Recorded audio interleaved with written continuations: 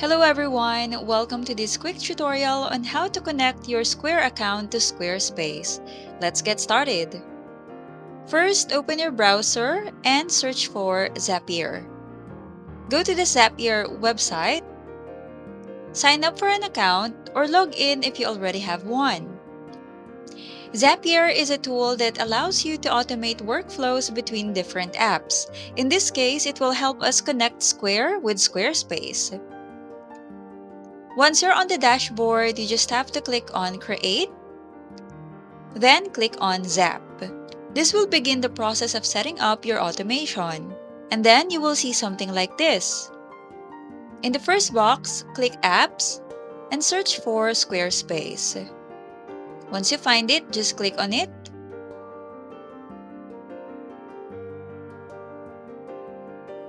Now in the second box, click Apps again, and this time search for Square. Once you find it, just click on it. Next, choose your action or event for Square. For example, if you want a refund payment, select that option.